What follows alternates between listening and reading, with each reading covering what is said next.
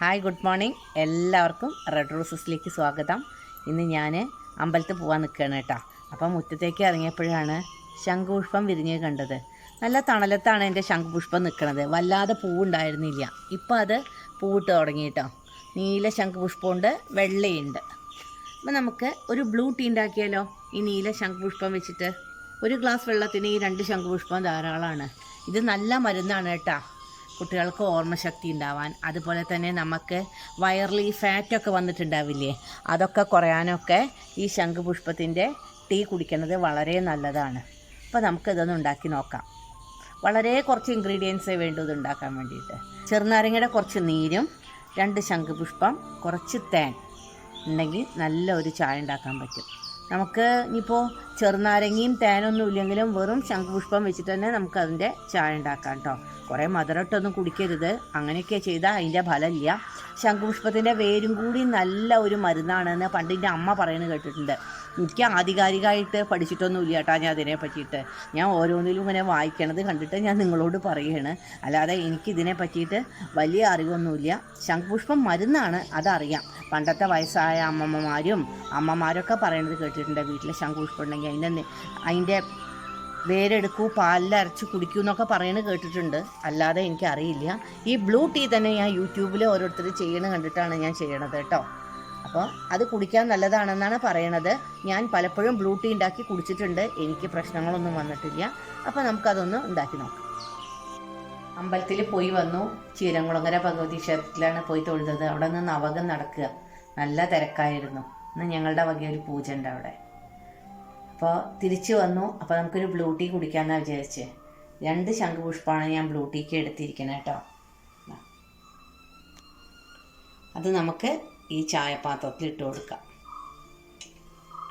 ഈ 1 കപ്പ് വെള്ളമാണ് ഞാൻ എടുക്കണത്. അത് ഇതിൽ ഒഴിച്ചു കൊടുക്കാം.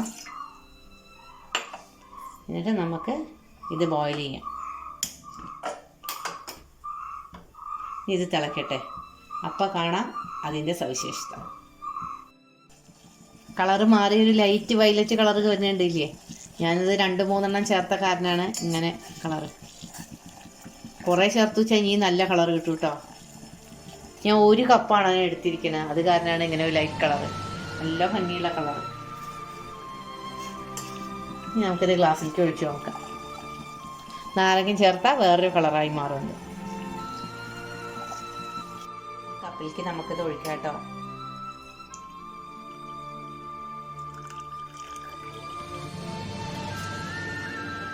എന്തൊരു ഭംഗിയുള്ള കളറാണ്, നല്ല ബ്ലൂ കളർ. ഇതിലേക്ക് നമുക്ക് ഈ ചെറുനാരങ്ങ ഒഴിക്കാം. അപ്പോൾ കളർ മാറുന്നു കണ്ടോളൂ കേട്ടോ.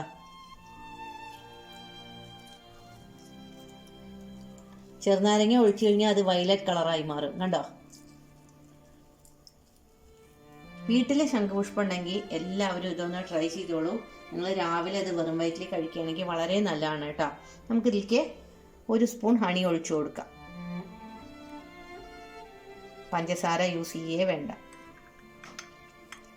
കുരു പിന്നെയും പെട്ടുണ്ട്, നമുക്ക് ആ കുരു എടുത്ത് മാറ്റാം കേട്ടോ. എത്രയാ നമ്മളുടെ വീട്ടിൽ പണ്ട് ശംഖുപുഷ്പമൊക്കെ ഉണ്ടായിരുന്നത് അറിയോ. അന്നൊന്നും ഇതിനെപ്പറ്റി അറിയില്ല കേട്ടോ. ഈ യൂട്യൂബ് കാരണം നമുക്ക് എന്തൊക്കെ വിവരങ്ങളാണ് ലഭിക്കുന്നത്. എന്നിട്ട് യൂട്യൂബിൽ കണ്ടു കഴിഞ്ഞാൽ ഞാൻ ഡോക്ടറോട് ചോദിക്കും, ഡോക്ടറെ അങ്ങനെ കഴിച്ചാൽ കുഴപ്പമുണ്ടാന്ന്. അപ്പം ചില ഡോക്ടേഴ്സ് പറഞ്ഞു തരും കേട്ടോ. അങ്ങനെ നല്ല മനസ്സുള്ള ഡോക്ടേഴ്സ് ഉണ്ട്. ഒന്ന് രുചിച്ച് നോക്കട്ടെ. നല്ല ടേസ്റ്റ് ഉണ്ട്. തേനും നാരങ്ങയും കൂടി ചേർന്നപ്പോഴേ കണ്ടില്ലേ, ആ കളർ മൊത്തം മാറി നല്ല വയലറ്റ് കളറായി. നമുക്കിതൊന്ന് കുടിക്കാം.